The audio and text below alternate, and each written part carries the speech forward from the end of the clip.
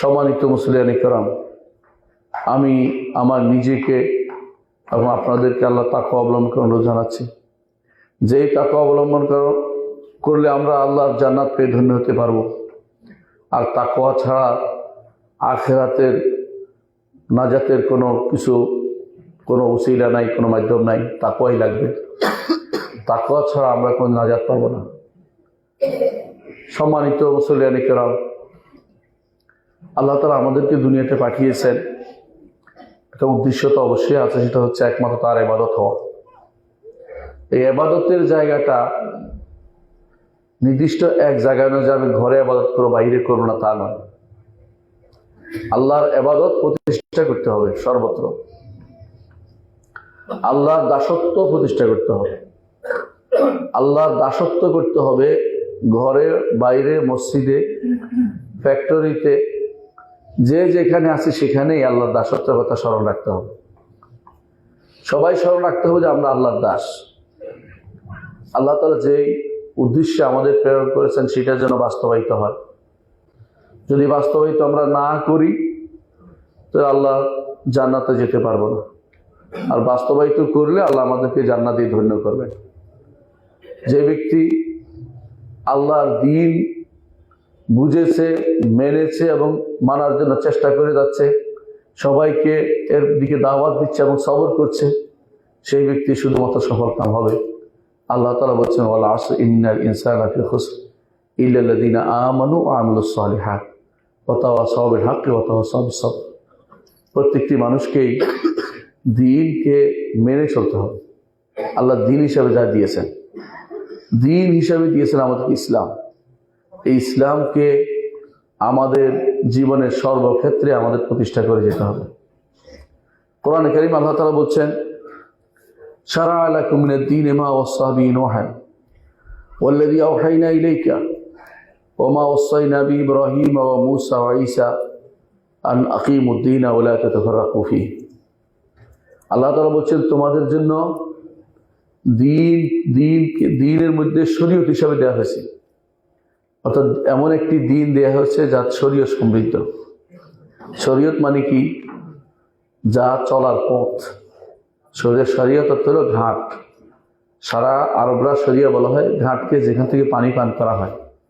যেমন বলে শিরাতুল মা, যেখানে পানি পান করে।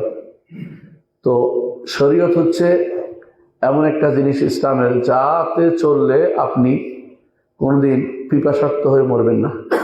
অর্থাৎ আপনি সবসময় নতুন নতুন তথ্য পাবেন, শরীর হৃষ্টপুষ্ট থাকবে, দিন হৃষ্টপুষ্ট থাকবে, জান আপনার শুদ্ধ থাকবে। সেটা হচ্ছে শরীয়ত। আল্লাহ তাআলা বলছেন, শারা'a লাকুম মিনাদ দীন। দ্বীনের ওই বিধানগুলি তিনি আমাদের জন্য দিয়েছেন, যেগুলি তিনি দিয়েছেন নূহ আলাইহিস সালাতু ওয়াস সালামকে তিনি দিয়েছেন দ্বীন। সেটা কি দিয়েছেন? যেই জায়গাতে কোনো মতভেদ ছিল না, যেই জায়গাতে কোনো মতভেদ ছিল না, সেগুলি কি? উসুলুদ্দিন বলা এগুলিকে। যেমন আকীদার বিষয়গুলি কোনো মতভেদ ছিল না। আদম আলাইহিস সালাতু ওয়াস সালাম ঈমানের ৬টি রকমে বিশ্বাস করতেন। আমরাও ঈমানের ৬টি রকমে বিশ্বাস করি। প্রত্যেক নবী এই জায়গাতে এই ৬টি রকমে বিশ্বাস করতেন। প্রত্যেক নবী বিশ্বাস করতেন আল্লাহর উপর ঈমান আনতে হবে, ফেরেশতার উপর ঈমান আনতে হবে, কিতাবের উপর ঈমান আনতে হবে, রাসূলদের উপর ঈমান আনতে হবে, আখিরাতের উপর ঈমান আনতে হবে, তাকদীরের উপর ঈমান আনতে হবে। এটা প্রত্যেক নবীর উপরে আল্লাহ তাআলার পক্ষ থেকে নির্দেশনা ছিল। ঠিক অনুরূপভাবে ইসলামের মৌলিক জিনিসগুলো তো প্রত্যেক নবীর একমত ছিলেন। প্রত্যেক নবীর কাছেই সালাত ছিল, সালাতের নির্দেশনা ছিল। পদ্ধতি ভিন্ন ছিল, অথবা রাকাত সংখ্যা ভিন্ন ছিল, অথবা সময় ভিন্ন ছিল, কিন্তু প্রত্যেক নবীর উপরেই সালাতের নির্দেশনা ছিল। প্রত্যেক নবীর উপরেই সালাতের নির্দেশনা ছিল। এই জন্য আল্লাহ তাআলা প্রত্যেক নবীকে যা দিয়েছেন সেগুলি আমাদেরকে আল্লাহ তাআলা বিধিবদ্ধ করেছেন মৌলিকভাবে। আর বাড়তি জিনিসগুলি আমার নবী বলে দিয়েছেন, কিভাবে আমাদের জীবনের প্রতিটি মুহূর্ত চলবে। মুহাম্মদ রাসূলুল্লাহ সাল্লাল্লাহু আলাইহি ওয়াসাল্লাম আমাদেরকে জানিয়ে দিয়েছেন। এটা আমাদের জন্য স্পেশাল। কিন্তু প্রত্যেক নবীর জন্য দ্বীনের মৌলিক জিনিসগুলো এক ছিল। আকীদা এক, শরিয়ার মূলগুলি এক ছিল। প্রত্যেক নবী সেগুলো প্রতিপালন করেছেন। এই জন্য আল্লাহ তাআলা বলছেন মা ওয়াসাইনা বি নুহান, তোমাদের জন্য এমন শরীয়তটাই দিয়েছি যে শরীয়তটা আমরা কাকে দিয়েছি? নূহকে দিয়েছি। নূহ আলাইহিস সালাতু ওয়াস সালামকে এই শরীয়তের নির্দেশনা আল্লাহ দিয়েছেন। অর্থাৎ নূহ আলাইহিস সালাতু ওয়াস সালামও ঈমান এবং ইসলামের রোকনগুলি মেনে চলতেন। ওয়াল্লাযী আওহাইনা ইলাইকা, এবং যা আপনার কাছে ওহী হিসেবে পাঠিয়েছি। মুহাম্মদুর রাসূলুল্লাহ সাল্লাল্লাহু আলাইহি ওয়াসাল্লামের কাছে ওহী হিসেবে যা পাঠিয়েছেন সেটা শরীয়ত, সুতরাং শরীয়ত মেনে চলতে হবে। ওয়া মা ওয়াসা বি ইব্রাহিম ওয়া মূসা ওয়া ঈসা, ঠিক অনুরূপভাবে আল্লাহ তাআলা ওসিয়ত করেছেন বা নির্দেশ দিয়েছেন, এই অর্থ নির্দেশ দেয়া, এবং যা নির্দেশ দিয়েছেন ইব্রাহিম, মূসা এবং ঈসাকে। আল্লাহ তাআলা এখানে 5 জন নবীর কথা উল্লেখ করেছেন। এই 5 জনকে বলা হয় উলুল আজমি মিনার রাসূল। ফাসবির কামা সাবারা উলুল আজমি মিনার রাসূল, যে যারা দৃঢ়প্রত্যয়ী, রাসূলগণ যেভাবে সবর করেছেন হে নবী আপনি সেভাবে সবর করেন। এই 5 জন হচ্ছে বলা হয় উলুল আজমি মিনার রাসূল, যে সমস্ত রাসূলদের ব্যাপারে আল্লাহ তাআলা দৃঢ় প্রতিজ্ঞ পেয়েছেন। আল্লাহ তাআলা কোরআনে কারীমের জন্য এদের কথা স্পেশালি উল্লেখ করেছেন, আমাদের নবীকে বলেছেন তাদের অনুসরণ করতে, ফাসবির কামা সাবারা উলুল আজমি মিনার রাসূল।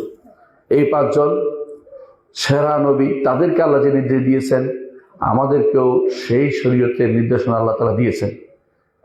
সেই নির্দেশনা আল্লাহ তাআলা দিয়েছেন, এই শরীয়ত দিয়েছেন। এই শরীয়তটাকে আমাদের প্রতিষ্ঠা করতে হবে, এটার নাম হচ্ছে দ্বীন। এই জন্য বলছে শারা লাকুম মিনাদ দ্বীন, দ্বীনের এই বিধিবিধানগুলো তোমাদের জন্য দেয়া হয়েছে, এগুলিকে তোমাদের আন আকিমুদ্দীন, এগুলি তোমাদের প্রতিষ্ঠা করতে হবে। অর্থাৎ আল্লাহ তাআলা আগে যাদেরকে দিয়েছেন, পরে যাদের দিয়েছেন, মৌলিক জায়গাটা প্রতিষ্ঠা করতে প্রত্যেকে আদিষ্ট ছিলেন, আমাদেরকেও সেগুলি প্রতিষ্ঠা করতে হবে। দ্বীন প্রতিষ্ঠা করা এটা ফরজ আইন। তো দ্বীন প্রতিষ্ঠা কাকে বলে সেটা আমরা আলোচনা করবো ইনশাআল্লাহ আজকে। প্রত্যেক নবীকে যে নির্দেশনা দিয়েছেন অর্থ কি? 5 জনে উল্লেখ করেছেন, অন্যরা কি নির্দেশনা ছিলেন না? অন্যরা সবাই নির্দেশিত ছিলেন, তবে 5 জনে উল্লেখ করেছেন এই জন্য কারণ এরা যে উল আজম মিনার রাসূল, ওদেরকে নির্দেশনা দিয়েছেন, আমাদেরকেও সেই নির্দেশনা দিয়েছেন। এবং তারাই এদের বিভিন্ন উম্মত আছে। আপনারা জানেন নূহের একটা বিশাল উম্মত, ইব্রাহিমের উম্মত আরব জাতি পুরোটাই, আর মূসা আলাইহিস সালাতুর উম্মত তো স্পষ্ট এখনো আছেই, ইহুদিরা যারা দাবি করে, অথচ তার অনুসারী না। ঈসা আলাইহিস সালাতুর উম্মত হিসেবে দাবি করে নাসারারা, তারা যদিও দাবি করে তাদের ঈসার অনুসারী, কিন্তু তারা কিন্তু ঈসার অনুসারী না। কারণ আল্লাহ তাআলা কোনো সময় ইসলাম ছাড়া অন্য কোনো দিনকে দেন নাই কোনো নবীকে। সুতরাং তারা যতই ভিন্ন নাম নেওয়া অর্থই হচ্ছে, তারা তাদের নবীর আদর্শ এবং শিক্ষা থেকে তারা দূরে সরে গেছে। সুতরাং আল্লাহ তাআলা যেই দিন আমাদেরকে দিয়েছেন, সেই দিনটা প্রতিষ্ঠা করার নির্দেশনা আল্লাহ আমাদেরকে দিচ্ছেন। বলছেন আন আকিমুদ্দীনা, যাতে তোমরা দিনটাকে প্রতিষ্ঠা করো। ওয়ালা তাতাফাররাকু ফীহি, এর মধ্যে দিনের মধ্যে তোমরা ভিন্ন ভিন্ন দলে এবং মতে বিভক্ত হয়ে যেও না। দিন ভিন্ন ভিন্ন দলে এবং মতে বিভক্ত কিভাবে হয়? মুসলিম দাবি করে যদি কোনো কেউ খারেজি হয়, মুসলিম দাবি করে কেউ যদি শিয়া হয়, মুসলিম দাবি করে কেউ যদি কোনো মুরজিয়া হয়, মুসলিম দাবি করে কেউ যদি কোনো আশারি হয়, কেউ মাতুরিদি হয়, মুসলিম দাবি করে কেউ যদি কোনো জাবারি হয়, কেউ যদি কাদারি হয়, কেউ যদি মুরতাজিলি হয়, তাহলে দিনের মধ্যে সে ভাগ করে ফেলেছে, দিনকে ভাগ টুকরো করে ফেলেছে, যা থেকে আল্লাহ আমাদেরকে নিষেধ করেছেন। ওয়ালা তাতাফাররাকু ফীহি, এজন্য ফেরকা বন্দি থেকে আল্লাহর পক্ষ থেকে নির্দেশে মুহাম্মদ রাসূলুল্লাহ সাল্লাল্লাহু আলাইহি ওয়াসাল্লাম তিনিও নিষেধ করেছেন আমাদেরকে যেন ফেরকা ভাগ হয় না। ভাগ না হলে আমরা কোথায় থাকবো? কোনটা নিব? যার উপরে আল্লাহ তাআলা তার নবীকে রেখেছেন, যার উপরে সাহাবায়ে কেরাম ছিলেন। রাসূল সেটাই বলেছেন, মা আনা আলাইহি আল-ইয়াওমা ওয়া আসহাবি, যার উপর আজকে আমি আছি এবং আমার সাহাবীরা আছে, তার উপর তোমাদেরকে শেষ জীবন পর্যন্ত থাকতে হবে। তাহলে তোমরা হবে ফিরকাতুন নাজিয়া, নাজাতপ্রাপ্ত দল। এদের দ্বারাই আল্লাহ দিনকে সাহায্য করবে, এরাই দিনকে প্রতিষ্ঠা করবে। অন্যরা দিনকে ভাগ করে, দিনকে নষ্ট করে, যারা দিন বুঝে না, আকীদা বুঝে না, শরিয়া বুঝে না, মানহাজ বুঝে না, ভাগ কিভাবে হয় তা জানে না, তারা দিন প্রতিষ্ঠা করতে পারবে না, তারা দিনের শুধু ক্ষতি করে যাবে। আল্লাহ তাআলা বলছেন কাবুরা আলাল মুশরিকিনা মা তাদউহুম ইলাইহি, যে দিনের দিকে আপনি আহ্বান জানাচ্ছেন, যেই দিন প্রতিষ্ঠা করার কথা আপনি বলছেন, এটা মুশরিকদের কাছে অনেক বিশাল বিশাল বড় কিছু তাদের কাছে, তারা এটা কোনোভাবেই মেনে নিতে পারে না। মুহাম্মদ রাসূলুল্লাহ সাল্লাল্লাহু আলাইহি সাল্লাম তিনি আরবের মুশরিকদের কাছে অত্যন্ত সম্মানিত ছিলেন। কখন? নবুয়তের আগে। আর নবুয়তের আগে তিনি অত্যন্ত সম্মানিত ছিলেন। নবুয়তের আগে তাকে আল আমিন বলা হতো। কিন্তু কি কারণে তাকে তারা শত্রুতা করেছে? শুধু একটাই, যে রাসূল বলেছেন যে সব কিছু বাদ দিয়ে এক আল্লাহর অনুসরণ করো, ইসলামকে মেনে চলো, যে সমস্ত জাহিলি যুগের যাবতীয় রসুম রেওয়াজকে তোমরা পরিত্যাগ করো। এইটা তারা মেনে নিতে পারেনি। এটা তাদের কাছে বড় হয়ে দেখা দিয়েছে। তারা বলেছিল, আজআল আলিহাতা ইলাহান ওয়াহিদা ইন্না হাযা লাশাইউন উজাব। সমস্ত ইলাহগুলিকে এক আল্লাহ বানিয়ে ফেলবে। কিভাবে হতে পারে? কারণ আরবের ঘরে ঘরে মূর্তি ছিল। এতগুলি মূর্তি কিভাবে সরাবে? ঘরে ঘরে মূর্তি ছিল, সবগুলি কি বাদ দিবে? মানে তাদের কাছে এটা ভয়াবহ রূপ নিত্য, তারা মনোভাব মেনে নিতে পারছে না। আজও আমার অন্তরের ভিতরে এমনভাবে ডুবে গেছে, ইসলাম কি আর এখন এত আগের মতো সুন্দর করে প্রতিষ্ঠা করা যাবে? কোনো রকমে কিছু একটা দিয়ে কোনো রকম করতে পারলেই তো আমরা বাঁচি। ইসলামের কোনো শুধু একটা স্লোগান, শুধু একটা প্লেবার যদি কোনো আমরা পার পেতে পারি তাহলে যথেষ্ট অনেকে মনে করছি। তা কিন্তু না। আরবের মুশরিকরা যেটা কঠিন মনে করত, আমাদের অন্তরের ভিতরেও এখন মনে হচ্ছে যে সমস্ত তন্ত্র আমাদের দেশে ঢুকেছে, সেগুলি ছাড়া আমরা আর ইসলামকে কোনোদিন প্রতিষ্ঠা করতে পারবো না। এগুলির মাধ্যমে ইসলামকে আমাদের প্রতিষ্ঠা করতে হবে। ঠিক আরবের মুশরিকরা একই ধরনের চিন্তা ভাবনা করত। তাদের কাছে এটা বিশাল। তারা বলতো, আজআল আলিহাতা ইলাহান ওয়াহিদা ইন্না হাযা লাশাইউন উজাব। আশ্চর্য জিনিস, এই সব কিছু পরিবর্তন করে ফেলবে, একটা আল্লাহ রাখবে না। এতগুলি ঘরে ঘরে আল্লাহ, কাবার ভিতরে 360টি মূর্তি, একটাকেও রাখতে দিবে না। এটা কোন ধরনের কথা? এটা কি হয় নাকি? কিভাবে সম্ভব সেটা?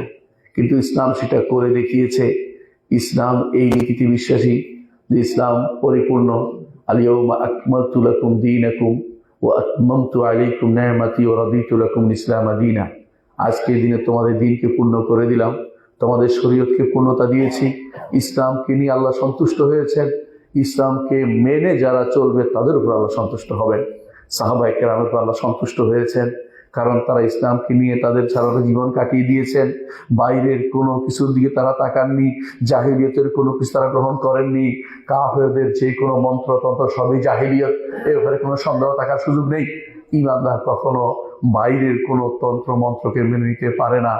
কাফেররা যেভাবে বড় কিছু মনে করতো এগুলি পরিবর্তন, আপনাদের অনেকের কাছেও সেটা পরিবর্তন বড় কিছু মনে করা হয়।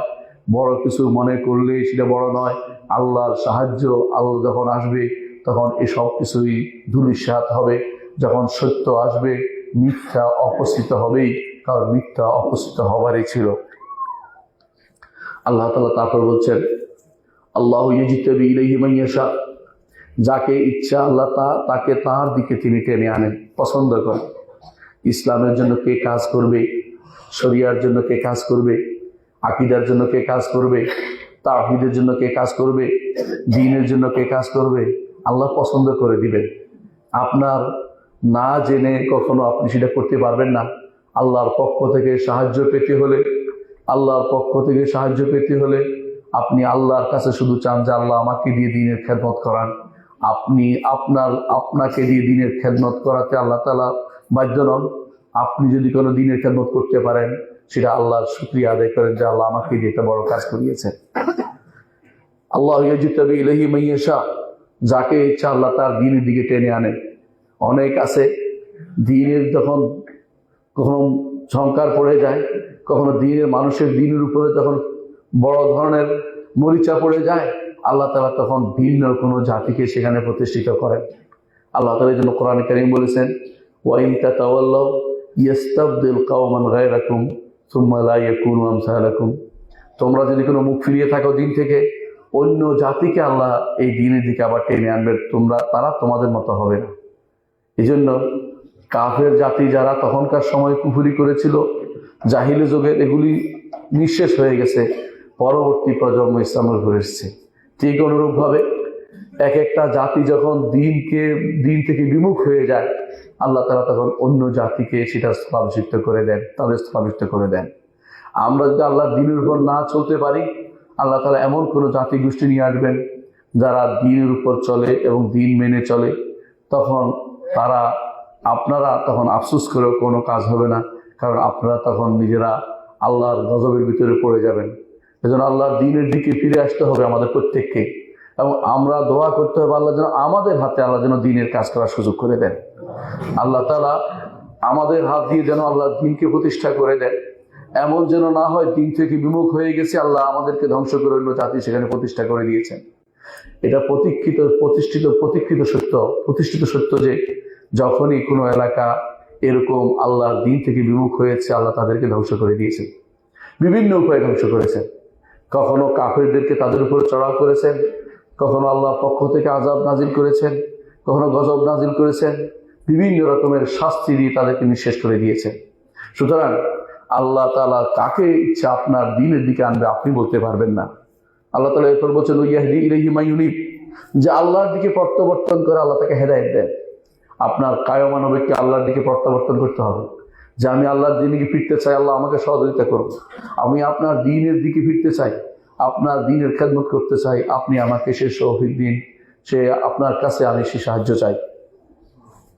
কোরআন কারীম আল্লাহ তাআলা অন্যত্র বলেছেন ওয়ামা উমিরু ইল্লা লিয়াবুদুল্লাহ মুখলিসিনা লাহুদ্দীন হুনাফা ওয়া ইউকিমুস সালাতা ওয়া ইউতুজ যাকাতা ওয়া যালিকা দীনুল কাইয়্যিমা।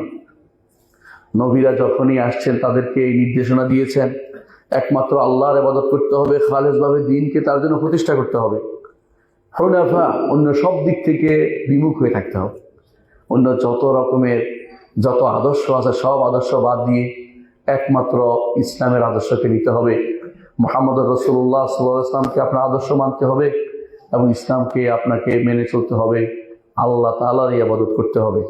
এবং ওয়ায়ুকিমুস সালাতা, সালাত কায়েম করবে, ইউতুজ যাকাতা, যাকাত প্রদান করবে, যালিকা দীনুল কাইয়্যিমা, এটাই হচ্ছে প্রতিষ্ঠিত দ্বীন। তাহলে প্রতিষ্ঠিত কখন হবে? যেগুলি থাকবে যখন একমাত্র আল্লাহর ইবাদত হবে, যখন সালাত কায়েম হবে, যাকাত প্রদান করা হবে, এবং যখন অন্য সব কিছু থেকে আমরা বিমুখ হয়ে একমাত্র আল্লাহর দিকে আসতে পারবো, তখনই দ্বীন প্রতিষ্ঠিত হবে। ইব্রাহিম আলাইহিস সালাম একা নড়েছেন, কেউ ছিল না, একা বিরোধিতা করেছেন, সারা উম্মাহ জগতের সবার বিরুদ্ধে তিনি একা নড়েছেন। আল্লাহ তাকে দিয়ে দ্বীন প্রতিষ্ঠা করেছেন, তাকে দিয়ে এমনভাবে দ্বীন প্রতিষ্ঠা করেছেন আপনি চিন্তাও করতে পারবেন না কিভাবে করেছেন। সেখান থেকে তাকে চলে আসতে হয়েছে অন্যখানে, আল্লাহ তাকে সাহায্য করেছেন, কিন্তু দ্বীন থেকে দ্বীনের কোনো কিছু তিনি ছাড় দেন নাই, সুতরাং দ্বীন প্রতিষ্ঠার মূল কথাই হচ্ছে এটা, আমি আল্লাহর দিকে প্রত্যাবর্তন করব, আল্লাহ আমাকে তার কাজে লাগাবেন। আমি যে আল্লাহর দিকে প্রত্যাবর্তন না করি, আল্লাহ আমাকে তার কাজে লাগাবেন না। এই জন্য যতক্ষণ পর্যন্ত ইখলাস বিদিনিল্লাহ, আল্লাহর দ্বীনের জন্য খাঁটি না হব এবং অন্য সমস্ত কিছু থেকে যাবতীয় যে সমস্ত তন্ত্র মন্ত্র এসেছে, যেই সমস্ত আদর্শগুলি আমাদের সামনে এসে পড়েছে, এই সবগুলিকে যত বিসর্জন দিতে না পারবো, আল্লাহর দ্বীনকে আল্লাহ তাআলা আপনার হাত দিয়ে প্রতিষ্ঠা করবে না, আপনি যতই চেষ্টা করুন না কেন। আল্লাহ তাআলা আরো বলেছেন ওয়াকাতিলুহুম হাত্তা লা তাকুনা ফিতনা ওয়া ইয়াকুনা দ্বীনু কুল্লুহু লিল্লাহ, আর তাদের সাথে কাফেরদের সাথে যুদ্ধ করুন যতক্ষণ পর্যন্ত ফিতনা অবশিষ্ট না থাকে, শিরিক যেন না হয়, ওয়া ইয়াকুনা দ্বীনু কুল্লুহু লিল্লাহ, দ্বীন পরিপূর্ণভাবে আল্লাহর জন্য না হয়ে যাবে। আর দ্বীন কাকে বলে এটা আমাদের জানা দরকার। দ্বীন বলতেই তো আমরা অনেকে এক এক রকম যার মতো করে ব্যাখ্যা করি। কেউ মনে করে সারা জীবনের জন্য বেরিয়ে পড়াটাই দ্বীন, কেউ মনে করে রাস্তা আটকানোটা দ্বীন, কেউ মনে করে ইসলামের কিছু কথা বলতে পারাটাই দ্বীন, কেউ এক একজনে এক এক রকমের দ্বীন চিন্তা ভাবনা করে। দ্বীনকে অন্ধের হাতি দেখার মতো হয়ে গেছে দিনটা। দ্বীনকে পরিপূর্ণভাবে দেখতে হবে, পরিপূর্ণ দ্বীন কি জিনিস? আল্লাহর দেয়া নির্দেশনা মানুষ মেনে নেয়, এটা নাম হচ্ছে দ্বীন। একদিকে নির্দেশ থাকবে, একদিকে প্রতিপালন থাকবে, এই দুইটার নাম হচ্ছে দ্বীন। দ্বীনের অনেক ব্যাখ্যা দেওয়া হয়েছে, কিন্তু এটা সত্য কথা এটাই যে দিন হচ্ছে উপরের আল্লাহর পক্ষ থেকে দেয়া যে সংবাদ, সেটাকে বিশ্বাস করা যে তিনি আল্লাহ এক, তিনি গায়েবী যে সংবাদ দিয়েছেন সবগুলিকে বিশ্বাস করা, শরীয়ত দিয়েছেন সেগুলিকে মেনে নেওয়া, আখলাক দিয়েছেন সেগুলিকে প্রতিপালন করা, এগুলি নাম হচ্ছে দিন। অর্থাৎ আল্লাহর পক্ষ থেকে কিছু জিনিস দেওয়া হবে উপর থেকে। আর ধর্ম নয়, ধর্ম অনুবাদ করা ভুল। ধর্ম হচ্ছে অন্যদের জিনিস যেটা নিজেরা যা ধারণ করে তা ধর্ম হয়ে যায়। ধৃ ধাতু থেকে যে শব্দটি এসেছে অর্থ হলো ধারণ করা। যেমন বিদ্যুতের ধর্ম হচ্ছে স্পৃষ্ট করা, আর পানির ধর্ম হচ্ছে ভিজিয়ে দেয়া। এইটা ধর্ম, কিন্তু এটা ইসলাম নয়। এজন্য ইসলাম ধর্ম নয়, ইসলাম দিন। কারণ ইসলাম হচ্ছে আল্লাহর দেয়ার নীতি বান্দা মেনে নেবে, এইটা নাম হচ্ছে দিন। এই জন্য দিন কাকে বলে এটা আমাদের জানতে হবে। যে দিনকে প্রতিষ্ঠা করব সেই দিন কারো জিনিস নয়, আব্রাহাম লিঙ্কনের নয়, সেদিন লেনিনের নয়, সেদিন অমুক তমুকের নয়, সেদিন একমাত্র আল্লাহর বিধানকে দুনিয়ার বুকে প্রতিষ্ঠা করার নাম দিন। দিনের পরিচয় এসেছে হাদিস জিবরিল। মুহাম্মদ রাসূলুল্লাহ সাল্লাল্লাহু আলাইহি ওয়াসাল্লাম একদিন বসা ছিলেন, তখন এক ব্যক্তি এসেছে। সাহাবায়ে কেরাম বললেন, যাকে কোনো সফরের কোনো চিহ্ন নাই, কোত্থেকে আসলো কেউ বলতে পারছে না, সফর করে আসলে তাও বোঝা যাচ্ছে না, কারণ শরীরে কোনো সুতা নেই, মাথায় কোনো এমন কোনো চিহ্ন নেই যা বোঝা যাচ্ছে অনেক দূর থেকে আসে নয়, কিন্তু লোকটা আমাদের কারো চেনাও নয়। তিনি এসে বললেন যে আখবিরনি আনিল ঈমান, আমাকে ঈমান সম্পর্কে জানান। রাসূল বললেন, আন তু'মিনা বিল্লাহি ওয়া মালাইকাতিহি ওয়া কুতুবিহি ওয়া রুসুলিল ইয়াউমিল আখির ওয়াল কদরি খাইরিহি ওয়া শাররিহি। তারপর বললেন, আমাকে ইসলাম সম্পর্কে জানান। লম্বা হাদিস, আমি সংক্ষেপ করছি। তো রাসূলুল্লাহ সাল্লাল্লাহু আলাইহি ওয়াসাল্লাম বললেন, ইসলাম হচ্ছে আনতা শাহাদা আল্লা ইলাহা ইল্লাল্লাহ ওয়া আন্না মুহাম্মাদুর রাসূলুল্লাহ ওয়া ইকামাস সালাহ ওয়া ইতাজ যাকাহ ওয়া তাসুমু রমাদান ওয়া তাহাজ্জাল বাইতা মান ইসতাতা ইলাইহি সাবিলা। তারপর বললেন, আমাকে আপনি ইহসান সম্পর্কে জানান, দ্বীনের সর্বোচ্চ স্তর সম্পর্কে জানান। রাসূল বললেন, আন তা'বুদাল্লাহা কাআন্নাকা তারাহু ওয়া ইন লাম তাকুন তারাহু ফাইন্নাহু ইয়ারাকা। আমি এখানে দাঁড়িয়ে আছি, আল্লাহ দেখছেন, আপনারা বসে আছেন, আল্লাহ দেখছেন। এটা হচ্ছে ইহসানের সর্বোচ্চ স্তর। এই রাসূল সাল্লাল্লাহু আলাইহি ওয়াসাল্লাম এটা বলেছেন। তারপরে তিনি আরো কিছু প্রশ্ন করে চলে গেলেন। তখন ওমর রাদিয়াল্লাহু আনহুকে রাসূল বললেন, তুমি কি জানো কে এসেছিল? ওমর, আল্লাহ রাসূল আলাম, আল্লাহ জানে, তার রাসূল জানেন। তিনি বললেন, জিবরিল এসেছিলেন। জিবরিল এসে তোমাদেরকে দ্বীন শিক্ষা দিয়ে গেছেন। তার দ্বীন কোনটার নাম? দ্বীন হচ্ছে ইসলাম, ইসলামের রকমগুলো, ঈমান, ঈমানের রকমগুলো, এবং ইহসান, এবং ইহসানের রকম হচ্ছে দ্বীন। এই দ্বীনটা প্রতিষ্ঠা করতে হবে প্রত্যেকটি মানুষের। এই দ্বীনের মধ্যে প্রথম হচ্ছে ঈমান। এই দ্বীনের প্রথম হচ্ছে ঈমান, এইটা, তারপর ইসলাম, তারপর ইহসান প্রতিষ্ঠা করতে হবে। এইটার নাম হচ্ছে দ্বীন প্রতিষ্ঠা করা। দ্বীন প্রতিষ্ঠা করা, সেটা সব জায়গায় করতে হবে, ঘরে, বাইরে, সমাজে, রাষ্ট্রে, সব জায়গায় প্রতিষ্ঠা করতে হবে। ঈমান, ইসলাম, ইহসান, এটার নাম হচ্ছে দ্বীন প্রতিষ্ঠা করা। এর বাইরে দ্বীন প্রতিষ্ঠা করার প্রত্যেকে খণ্ডিত রূপ যেগুলো দেওয়া হচ্ছে, খণ্ডিত বক্তব্য দেওয়া হচ্ছে, সেগুলি তারা ভুল পথে আছে, তাদেরকে সংশোধন করার জন্য আহ্বান জানাচ্ছি। দ্বীন প্রতিষ্ঠা করার প্রশ্নটা আসতে পারে যে প্রতিষ্ঠা করার কি নাম? অনেকে প্রতিষ্ঠা করার অর্থ ভিন্ন ভিন্ন অর্থ বুঝেন। প্রতিষ্ঠা করার এক অর্থ হচ্ছে প্রকাশ করে দেয়া, কোনো কিছু চাপা পড়ে থাকে প্রকাশ করে দেয়া। দলিল আল্লাহ তাআলা কোরআনে কারীম বলেছেন, হুয়াল্লাযী আরসালা রাসূলাহু বিল হুদা ওয়া দীনিল হাক্কি লিইয়ুযহিরাহু আলা দীনি কুল্লি। তিনি তার নবীকে পাঠিয়েছেন হেদায়েত এবং দ্বীন হক দিয়ে, যাতে ইজহার করে দেয়, প্রকাশ করে দেয়, লিইয়ুযহিরাহু আলা দীনি কুল্লিহি, সমস্ত আদিয়ানের উপর এটাকে উপরে দিয়ে দেয়, যাতে প্রকাশ পেয়ে যায়। এটা গালিব করে দেয়, প্রকাশ করে দেয়। সমস্ত মতবাদ আছে, মতবাদের উপরে ইসলামকে উপরে উঠাবে। সমস্ত দিন আছে, ধর্ম আছে, এগুলোর উপরে ইসলামকে উপরে উঠাবে। এটাই হচ্ছে প্রকাশ করে দেয়া। আল্লাহ শব্দ ব্যবহার করে লিইয়ুযহিরাহু, ইকামত হলো সব কিছুর উপরে তুলে দেয়া। যেহেতু একই নির্দেশ সূরা শুরার আয়াতে আসছে ইকামত, আর সূরা সফের আয়াতে আসছে প্রকাশ করে দেয়া, তাহলে অর্থ হলো ইকামত হলো প্রকাশ করে দেয়া। অর্থাৎ এমনভাবে হবে, জাহের হবে, গালেব হবে, সব কিছুর উপরে সে প্রাধান্য পাবে। ইসলামের উপরে কেউ প্রাধান্য পাবে না। ইসলামের নীতি যাবতীয় নীতির উপর প্রাধান্য পাবে, অন্য কোনো নীতি ইসলামের উপরে প্রাধান্য দিতে পারে না। ইসলামের নির্দিষ্ট নীতি আছে, এই নীতি সম্পর্কে যারা জেনে সেটাকে প্রতিষ্ঠা করতে পারবে, তারাই ইকামত করেছে, প্রতিষ্ঠা করেছে। দ্বিতীয়, ইকামত অর্থ হল ইসলাহ করা, সংশোধন করা। অনেক কিছু অনেক সময় অনেক দিন থাকার কারণে তখন সেটা সংস্কার করা লাগে। বাড়ি ঘরও সংস্কার করা লাগে, ইমানেরও সংস্কার করা লাগে। তেমনিভাবে দ্বীনের সংস্কার আছে। আল্লাহর যে দিন তিনি আদম আলাইহিসসালামকে দিয়েছেন, সেই দিনই মুহাম্মদ সাল্লাল্লাহু আলাইহি ওয়াসাল্লামকে দিয়েছেন। কিন্তু যুগে যুগে তার উপরে বিভিন্ন আপতিত হয়েছে বিভিন্ন জিনিস। আল্লাহ তাআলা কোরআনে কারীম বলেছেন, কানান নাসু উম্মাতান ওয়াহিদা, সমস্ত মানুষ এক উম্মত ছিল, তাওহীদের উপর ছিল। তখন মানুষ শিরক করেছে। ফাবাআসাল্লাহু নবিয়্যিনা মুবাশশিরিন, আল্লাহ তাআলা তখন নবীদেরকে পাঠিয়েছেন, রাসূলদেরকে পাঠিয়েছেন, কারণ সংস্কার করা দরকার রয়েছে। তেমনিভাবে ইকামতের আরো অর্থ হচ্ছে সংস্কার করা। নষ্ট হয়ে ছড়িয়ে দিতে হবে, বিল্ডিংটা টিকিয়ে রাখতে হবে। বুঝতে পারেন কি অবস্থা, সেরকম অবস্থা সংস্কার করার নাম হচ্ছে ইকামতে দ্বীন বা দ্বীনকে প্রতিষ্ঠা করা।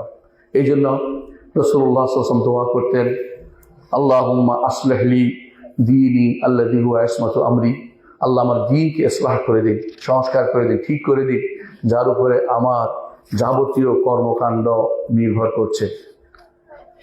তৃতীয়, ইকামতের তৃতীয় অর্থ হচ্ছে কোনো কিছু প্রতিষ্ঠা করার 3 নম্বর অর্থ হচ্ছে যেভাবে তাকে বলা হয়েছে করতে সেইভাবে সেটাকে প্রতিষ্ঠা করা, সেভাবে তাকে যেটা করে দেখানো। যেভাবে নির্দেশ দেয় সেভাবে করা, আংশিক না করা, পরিপূর্ণভাবে সেটা করা। এর দলিল হচ্ছে কোরআনে কারীম আল্লাহ তাআলা বারবার বলেছেন আকিমুস সালাহ ওয়া আতুজ যাকাত, এবং রাসূল বলেছেন ইকামাতুস সালাহ। এর ব্যাখ্যা করেছেন ইমাম ইবনে কাসিরকে দেখবেন, তিনি বলছেন ইকামত হচ্ছে ফরজ, ওয়াজিব, সুন্নাত, রাসূল যেভাবে করছেন সেভাবে আদায় করা, রাসূলের পদ্ধতিতে সুন্দর রয়েছে করে আদায় করা, খুশু খুদু সহকারে সালাত আদায় করা, যেভাবে রাসূল দিয়ে গেছেন। এর অর্থ হচ্ছে পরিপূর্ণভাবে কাজটা করা, যাতে কোনো কিছু বাদ না পড়ে। এটার নাম ইকামত। তাহলে ইকামত দ্বীন অর্থ আমরা 3টাই পাইলাম। এটা প্রকাশ করে দেয়া, একটা সংশোধন করে দেয়া, আর একটা হলো যথাযথভাবে যেভাবে আল্লাহ তাআলা তার দ্বীনকে রেখে গেছেন আমাদের জন্য, তার নবীর মাধ্যমে সেই দ্বীনকে রেখে দিয়েছেন। সেই দ্বীনকে আল্লাহ তাআলা, সেই দ্বীনকে আমরা যেন নিজের মধ্যে, সমাজের মধ্যে, রাষ্ট্রের মধ্যে, সব জায়গায় যেন আমরা প্রতিষ্ঠা করতে পারি, এটাই হবে ইকামতুদ দ্বীন। ইকামতুদ দ্বীনের গুরুত্ব কি? গুরুত্ব হচ্ছে আল্লাহ তাআলা নবীকে, সমস্ত নবীদেরকে এর জন্য পাঠিয়েছেন। কারণ সমস্ত নবীর কি ছিল? একদিকে আকীদা ছিল, একদিকে শরিয়াত ছিল। শরিয়াত ছাড়া কোনোদিন দ্বীন ছিল না, আকীদা ছাড়া কোনো দ্বীন ছিল না। একবার মুহাম্মদ রাসূলুল্লাহ সাল্লাল্লাহু আলাইহি ওয়াসাল্লামের কাছে এসে কিছু লোক বলল, আমরা সালাত আদায় করতে পারছি না, আর সব করব। রাসূল বললেন, লা খায়রা ফি দীনিন লা সালাতা ফি, যেই দিনে সালাত নাই সেই দিনে কল্যাণ নাই। অর্থাৎ সালাত সবসময় ছিল, সালাত ছাড়া চলা যায় না। সালাত কেন তারা মানতে রাজি হয় না কি বুঝতে পারেন? সালাতের মধ্যে বিনয়ের 2টা রোকন আছে। একটা হলো রুকু করা, একটা সিজদা করা। রুকু করার অর্থ কি? আল্লাহর জন্য নিজেকে বিনয়ী সাব্যস্ত করছে। আর সিজদা করা হচ্ছে আরো বেশি বিনয়, যে তার জন্য নিজের কপাল ঠেকাচ্ছেন, আর কারোর জন্য নয়, তাকে খুশি করার জন্য। কাফেররা এটা বুঝতে পারতো না। তারা মনে করতো যে মাথা নিচের দিকে দিয়া, মাথা নিচের দিকে, পিঠ উপরের দিকে দিয়া আমি কি করলাম, এটা তো আমার অপমান। নাউযুবিল্লাহ। অহংকারী যারা তারা সেটা করতো না, অহংকারী যারা সেটা করতো না। এই জন্য যে ব্যক্তি সেজদা করে আল্লাহর জন্য একান্ত বেশি অহংকারী হয় না। যারা সালাত আদায় করে না, এই জন্য তারা অহংকারী তারাই যারা সালাত আদায় করে না। আর যারা খুজু সহকারে সালাত আদায় করে তারা অহংকারী না। সেই জন্য বলছি যে দ্বীন প্রতিষ্ঠার গুরুত্ব হচ্ছে এটাই, যে নবীরা এর জন্য প্রেরিত হয়েছেন। সমস্ত দ্বীনে সালাত ছিল, দ্বীনে ইসলামের মধ্যে সমস্ত যুগেই সালাত ছিল, সমস্ত নবীর যুগেই সালাত ছিল। আর আল্লাহ তাআলা কিতাব এবং সহিফা নাজিল করেছেন এই দ্বীনকে প্রতিষ্ঠা করার জন্যই। এই দ্বীন প্রতিষ্ঠার জন্যই একে অপরের রক্ত প্রবাহিত করেছে, বিরোধিতা করেছে, নবীদের অনেককে হত্যা করা হয়েছে এই দ্বীন প্রতিষ্ঠার কারণেই, দ্বীন প্রতিষ্ঠার আহ্বান জানানোর কারণেই। এবং এর জন্যই দাওয়াতগুলি প্রতিষ্ঠিত হয়েছে। রাসূলের যে সমস্ত দাওয়াত তিনি দিয়েছেন, তার মধ্যে দ্বীনের দাওয়াতে দেওয়ার জন্য সাহাবায়ে কেরামকে পাঠিয়েছেন। যেখানে যায় বলেছেন যেন দ্বীনের দিকে আহ্বান জানায়, এবং বলেছেন লা ইয়াহদিয়াল্লাহু বিকা রাজুলান ওয়াহিদান খায়রুল লাকা মিন হুমুরিন নাম, তোমার দ্বারা একজন মানুষ যদি হেদায়েত প্রাপ্ত হয়, লাল উটগুলো থেকে বেশি উত্তম তোমার জন্য। অর্থাৎ একটা দ্বীন, যেন দ্বীনের দিকে একটা মানুষ আসলে সেটা তোমার জন্য বেশি দরকার। এই জন্য দ্বীন প্রতিষ্ঠার গুরুত্ব এত বেশি যে দাওয়াত এর দিকে হবে, দ্বীন প্রতিষ্ঠার জন্য হবে। এর জন্য জিহাদকে আল্লাহ তাআলা বিধিবদ্ধ করেছেন। কাফেরদের সাথে যুদ্ধ করার কোনো কারণ নেই, যদি মিলেমিশে সব চলে। কাফেরদের সাথে সবকিছুতে মিলেমিশে চলেন, আপনি তাদের নীতিকেও মেনে নেন, তাহলে আপনি যুদ্ধ করবেন কি দিয়ে, কি আর সাথে যুদ্ধ করবেন? তখন মুসলিমরা নিজেরা হানাহানিতে লিপ্ত হয়, যখন দেখে যে অন্যের সাথে তো আমার সম্পর্ক অত্যন্ত শান্তিপূর্ণ, সুতরাং নিজের সাথে এবারে মানামারিতে লিপ্ত হওয়া ছাড়া কোনো পথ থাকে না। যখনই আল্লাহ তাআলা জিহাদকে মানুষ ছেড়ে দিয়েছে, তখনই মানুষ নিজেদের মধ্যে হানাহানিতে বেশি লিপ্ত হয়েছে। আল্লাহর দ্বীনকে প্রতিষ্ঠা করার গুরুত্ব অনেক বেশি। নবী রাসূল থেকে কিতাব হতে সবকিছু যেহেতু এর জন্য নাজিল করে, তা প্রতিষ্ঠা করতেই হবে। তবে আমরা বুঝাতে চাচ্ছি কোন দিনকে? ইসলাম। ইসলাম, এই ইসলাম দুটি অর্থ হয়। এক অর্থ হচ্ছে আত্মসমর্পণ। যুগে যুগে প্রত্যেক নবীর দিন ইসলামেই ছিল এবং প্রত্যেকেই ইসলামের উপরে চলেছেন, সেটা আত্মসমর্পণ করেছেন, নিজেকে আল্লাহর কাছে সমর্পণ করে দিয়েছেন, নিজের দাস হিসেবে তারা থেকেছেন। কিন্তু ইব্রাহিম আলাইহিস সালামের পর থেকে শুরু করে ইসলাম সুনির্দিষ্ট একটা সংজ্ঞা এসেছে, যে এই সংজ্ঞার মধ্যে মুহাম্মদুর রাসূলুল্লাহ সাল্লাল্লাহু আলাইহি ওয়াসাল্লাম যেটা প্রতিষ্ঠা করেছিল সেটা হচ্ছে ইসলাম। আগেও তারা ইসলামই বলতো, কিন্তু তারা পরিবর্তন করে নিয়েছে। একমাত্র ইসলাম আমাদের কাছে শুধু অবশিষ্ট আছে, নবীদের ইসলাম। সুতরাং ইসলামকে প্রতিষ্ঠা যদি করতে হয়, পরিপূর্ণভাবে করতে হবে। আংশিক করা অর্থ হচ্ছে আমার ক্ষমতা আছে আংশিক করা, তা করলেন, ঠিক আছে, কিন্তু দাবিটা হতে হবে পরিপূর্ণ, এবং দাবিটা হতে হবে পরিপূর্ণ। প্রশ্ন হচ্ছে কি দিয়ে শুরু করবেন? কি দিয়ে শুরু করবেন? পরিপূর্ণ ইসলাম দরকার। ফরজ, ওয়াজিব, নফল কোনোটাই ছাড়তে আমরা রাজি নই। তবে কি দিয়ে শুরু করতে হবে? যা না হলে আপনার দুনিয়া আখিরাত বরবাদ হয়ে যাবে, যা না হলে আপনি আর কোনোদিন জান্নাতে যেতে পারবেন না, তা হচ্ছে ঈমান। সর্বপ্রথম আপনাকে ঈমান প্রতিষ্ঠা করতে হবে। ইমাম কুরতুবী রহমতুল্লাহ আলাইহ এই আয়াতের ব্যাখ্যা দিয়ে আমি শুরু করতে চাই। ইমাম কুরতুবী রহমতুল্লাহ আলাইহ তিনি শারআ লাকুম মিনাদ দীনি মা ওয়াসা বিহি নূহান ওয়াল্লাযী আওহাইনা ইলাইকা, এই আয়াতের ব্যাখ্যায় বলেছেন, আকিমুদ্দিনের ব্যাখ্যায় বলছেন যে এই আয়াত একামতে দ্বীনের অর্থ হচ্ছে যে যেই সমস্ত জায়গাতে মতভেদ নাই শরীয়তের, সেই সমস্ত জায়গাগুলোকে প্রতিষ্ঠা করতে হবে। সেগুলো হচ্ছে তাওহীদ, সেগুলো হচ্ছে সালাত, সেগুলো হচ্ছে যাকাত, সেগুলো হচ্ছে সিয়াম, সেগুলি হচ্ছে হজ। তিনি বলছেন হাদা ইকামাতুদ্দীন, হচ্ছে দিন প্রতিষ্ঠা করা। তারপর তিনি বলেছেন আল্লাহর কাছে ওয়াত্তাকাররুবু ইলাল্লাহি বিল আমালিস সালিহ, নেক আমল করে আল্লাহর নৈকট্য অর্জন করা, এটাও মিন ইকামাতুদ দ্বীন, এটাও ইকামাতুদ দ্বীনের অন্তর্ভুক্ত। তারপর তিনি বলেছেন ওয়াত্তাজাল্লুফ ইলাইহি বিমা ইয়ারুদ্দুল কলব ওয়াল জারিহাতা ইলাইহি, এবং অন্তর এবং অঙ্গ প্রত্যঙ্গকে আল্লাহর দিকে প্রত্যাবর্তন করা, এমন কাজটাও হচ্ছে ইকামাতুদ দ্বীন, এটা করা ইকামাতুদ দ্বীন। তারপর হচ্ছে আল তাকাররুবু ইলাল্লাহ, আল্লাহর নৈকট্য অর্জন করা, ওয়াসসিদক, সত্যবাদিতা, ওয়াল ওয়াফা বিল আহাদ, অঙ্গীকার পূর্ণ করা, আদাউল আমানা, আমানত আদায় করা, সিলাতুর রাহিম, আত্মীয়তার সম্পর্ক বজায় রাখা, এবং এগুলি সবগুলি তিনি দ্বীন অন্তর্ভুক্ত বলেছেন। তারপর বলেছেন অনুরূপভাবে কুফরকে হারাম জানা, শিরক এবং কুফরকে হারাম জানা, এবং কতলকে হারাম জানা, জিনা ব্যভিচারকে হারাম মানা, এবং মানুষদেরকে কষ্ট না দেয়া, এবং কারো উপরে কোনো জীবজন্তুর উপরে আক্রমণ না করা, এবং নিকৃষ্টতম কর্মকাণ্ড পরিত্যাগ করা, যেগুলি মানুষকে নিকৃষ্ট জায়গায় নিয়ে যায়, তাও এই সবই হচ্ছে ইকামাতুদ দ্বীন অন্তর্ভুক্ত। অর্থাৎ আমাদের পূর্ববর্তী সালফে সালেহীন আমাদেরকে ইকামাতুদ দ্বীন কিভাবে করতে হবে তার একটা রূপরেখা দিয়েছেন। সেটা হচ্ছে আল্লাহ তাআলার যেগুলি ঈমানিয়াত আছে সেগুলি মানতে হবে, ইসলামিয়াতগুলি মানতে হবে, সাথে সাথে আখলাকিয়াতগুলো আমাদের দেখাতে হবে, ফরজকে মানতে হবে, হারামকে পরিত্যাগ করতে হবে, তাহলে ইকামাতুদ দ্বীন হবে, দ্বীন প্রতিষ্ঠা হবে। ইমাম আব্দুর রহমান আস-সাঈদী রহমতুল্লাহ আলাইহি বলেন আকিমুদ্দীন অর্থ হচ্ছে আমি তোমাদেরকে নির্দেশ দিচ্ছি, আল্লাহ তাআলা নির্দেশ দিচ্ছেন, তাদেরকে তারা যেন আল্লাহর শরীয়তকে পরিপূর্ণ বাস্তবায়ন করে, পূর্ণ উসুলহু ফুরুআহু, মূলনীতিগুলো এবং শাখাগুলো সবগুলো যেন বাস্তবায়ন করে। ইউকিমুনাহু আলা ফি আনফুসিকুম, নিজের মধ্যে প্রতিষ্ঠা করবে। ওয়া তাইস্তাহিদুনা বিইকামাতি আলা গায়রিকুম, অন্যের মধ্যে প্রতিষ্ঠা করার জন্য চেষ্টা চালিয়ে যাবে। প্রথমে নিজের মধ্যে, তারপর পরিবারের মধ্যে। আল্লাহ তাআলা যেটা বলেছেন ইয়া আইয়ুহাল্লাযীনা আমানু কু আনফুসাকুম ওয়া আহলিকুম নারা, নিজে বাঁচাও, পরিবারকে বাঁচাও। তারপর যখন দেখছেন আলহামদুলিল্লাহ আল্লাহ আপনাকে আরো ক্ষমতা দিয়েছেন বেশি করার, বেশি করবেন, প্রতিবেশী সমাজে প্রতিষ্ঠা করবেন, আরো বেশি ক্ষমতা দিয়েছেন, রাষ্ট্র প্রতিষ্ঠা করবেন। যেখানে আল্লাহ তাআলা আপনাকে বসাবে সেখানে আল্লাহর দ্বীনকে আপনার প্রতিষ্ঠা করে যেতে হবে। আল্লাহর দ্বীন প্রতিষ্ঠা করার তাহলে সংক্ষিপ্ত অর্থ হচ্ছে এটা আকীদা। প্রথমে আকীদাকে বিশুদ্ধ করতে হবে, সবার আগে আকীদা বিশুদ্ধ করতে হবে। যেই দাওয়াত মুহাম্মদুর রাসূলুল্লাহ সাল্লাল্লাহু আলাইহি ওয়াসাল্লাম তিনি তিনি মক্কা জিন্দেগি মদিনা জিন্দেগি উভয় জায়গায় দিয়েছেন, সেটা হচ্ছে আকীদার জিনিসটা। কোনোদিন তিনি বলেন না শুধু মক্কি জিন্দেগিতে দাওয়াত দিয়েছেন আকীদা, তা নয়।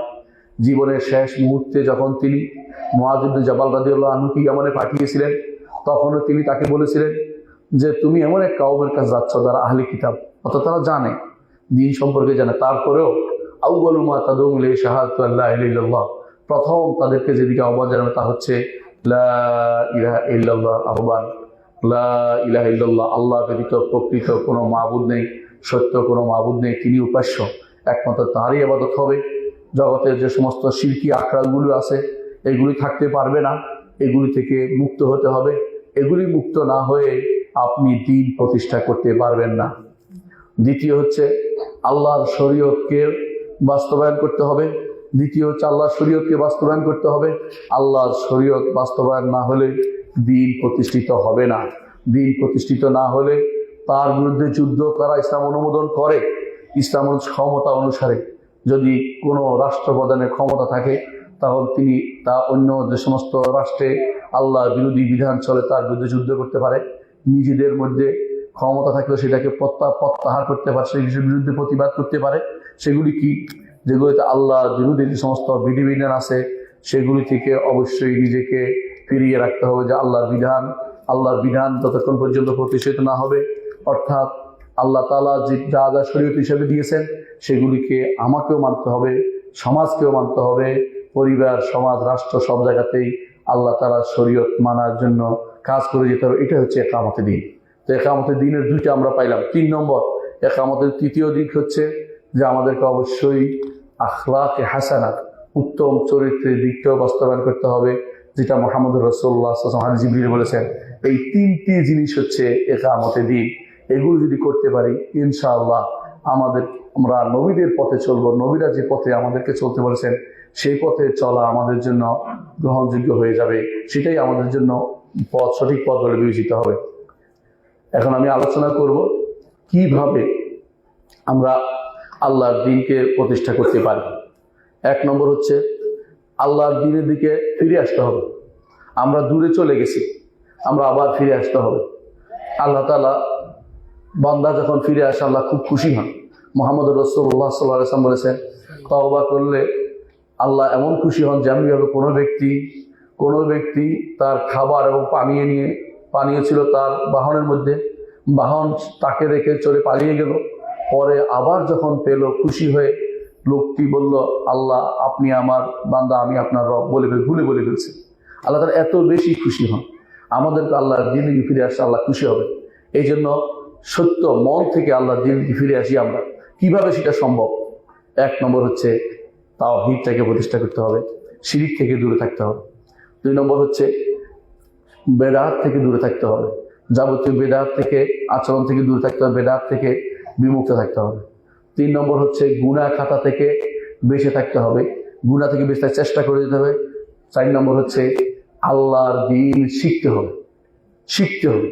আল্লাহর দ্বীন আর শিক্ষা হয় না, শিখে না, অনেক কিছু করে দ্বীন শিখি না। দ্বীন শিখার জন্য সামান্য কয়টা বই পড়লে হয় না। অনেকে আছে দ্বীন শিখার জন্য বাংলা কিছু বইয়ের উপরে নির্ভর করে যাচ্ছে, কয়েকটি ছোট ছোট বইয়ের উপর নির্ভর করলে দ্বীন শিখা হয় না। দ্বীন শিখতে হলে দ্বীনের মূল যেখানে আছে, আরবিতে তাফসীরগুলো আছে, হাদিসগুলো আছে, সেগুলো পড়তে হবে। কোরআন কারীমকে ব্যাখ্যা নিজের সালাফদের ব্যাখ্যা অনুসারে চলতে হবে। তাহলে দ্বীন শিখতে হবে। একজনের ভুলও হতে পারে ভাই। একজন যদি ইজতিহাদ করে মরে যান তা হয়তো তিনি সওয়াব পাবেন, কারণ তিনি ইজতিহাদ করেছেন, তিনি চেষ্টা করেছেন, কিন্তু আপনার তো ওজন নেই। আপনাকে শিখতে হবে শুদ্ধটা। ভুলের উপরে নিজেকে রাখবেন না, শুদ্ধ করে ফেলুন। যে আমাদের এই আয়াতের ব্যাখ্যা যদি ভুল হয়ে থাকে শুদ্ধ করে নেই, এই হাদিসের ব্যাখ্যা যদি কেউ ভুল করে থাকে শুদ্ধ করে নেই। না হলে আমরা ভুলের উপর থাকলে আমাদের কোনো ওজন নেই। যিনি ভুল করে গেছেন তিনি হয়তো মাপ পেয়ে যাবেন, কারণ তার সময় তাকে সংশোধন করার মতো কেউ ছিল না। দয়া করে যে কাজটি করতে হবে, চতুর্থতা হচ্ছে অবশ্যই দিনকে জানতে হবে, দিন জানার ব্যবস্থাপনা করতে হবে। শুধুমাত্র কিছু বই পড়ে অথবা তাহাজ্জুদ পড়ে অথবা রাতের বেলা সব্বেদারি করে আপনার দিন শিখা হয় না।